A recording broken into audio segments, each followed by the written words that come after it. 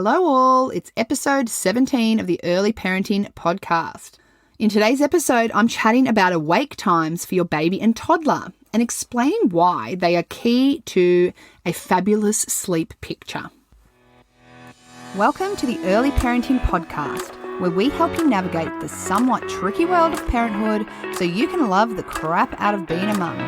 I'm your host, Jen Butler, and I'm an early parenting consultant and a mama of two busy boys.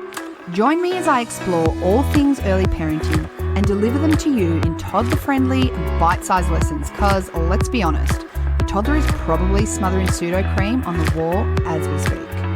I'll be dropping my hottest tips on baby and toddler sleep, feeding, boobs, behaviour, and so much more. Are you ready to find your flow in motherhood? Let's dive in.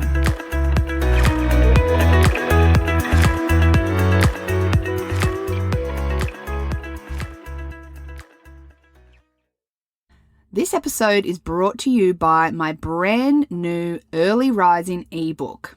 Now, this ebook is every parent's dream if you have fallen victim to the early rise. You know, the one where it is 5:30, the monitor goes off, and you have been waking up at this time for such a long time that you don't even know when or how it started. Well, this ebook is absolutely chock-a-block full of practical tips and strategies on how to identify the cause of early rising and, of course, how to troubleshoot it. And I'm talking nitty-gritty, deep dive, step-by-step strategies. So you will always be able to refer back to this baby whenever the early rising hits your household again. So make sure to check out my ebook at www.jenniferbutler.com.au/shop. On to the episode.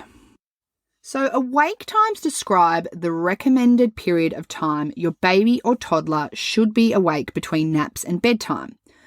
As you can imagine, the younger the babe, the less awake time your baby will have. For every age, there is an average for how long your baby or toddler should be awake. I have included a free PDF printout with all the average awake times for your babe's age over on my website. So if you want to get your hands on that, then head to www.jenniferbutler.com.au/podcast/awake-windows. And I'll include that link in the show notes over on my website. So you'll be able to track that down one way or another. The reason it is so important to respect awake windows is because having an undertired or overtired baby or toddler is disastrous for sleep. Both over and undertired babes can lead to a host of sleep issues. Some of these might include catnapping, bedtime or nap time refusal, early rising, frequent night waking, extended night wakes where your baby or toddler seems to wake for hours on end, and so much more. I'll do a whole episode on both the over and undertired baby in the future, so don't forget to subscribe so you don't miss a single episode when it's released. Now, the important thing to remember with awake times is that they are an average and they don't take into account variations from child to child. So some baby and toddlers can tolerate longer awake times while others less. When I work with clients, we usually start at the average awake time for their child's age, but then adjust depending on how their baby is going. So for example, I recently was working with a 6-month-old. Now a 6-month-old's average awake time is around 2.5 hours. This little boy, however, we started there and he was having some catnapping issues. So we started to play around with what that awake time looked like, and by adjusting it, we found his sweet spot. I talk about the sweet spot a lot in my consults, and what I'm referring to is the perfect amount of awake time paired with tired cues, because that's ultimately the best way to guide how to know when your baby is ready for sleep.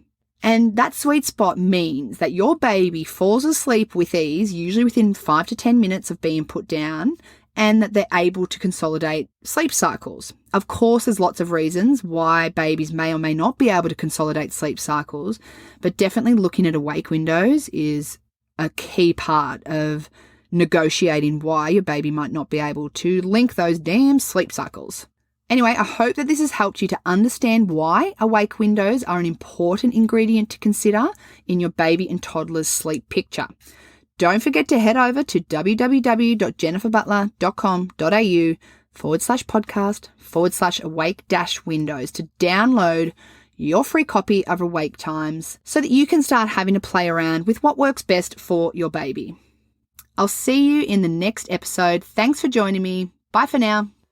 Thank you so much for joining me in today's episode, guys. I hope that you enjoyed it. If you did, please head on over to your podcast streaming app, whether that's Apple or Spotify, and leave me a review.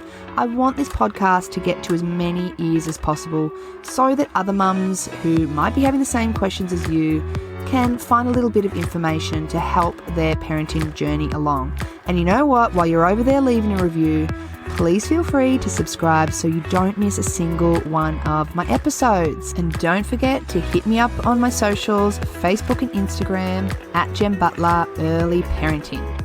Can't wait to bring you your next episode. I'll see you back here again then.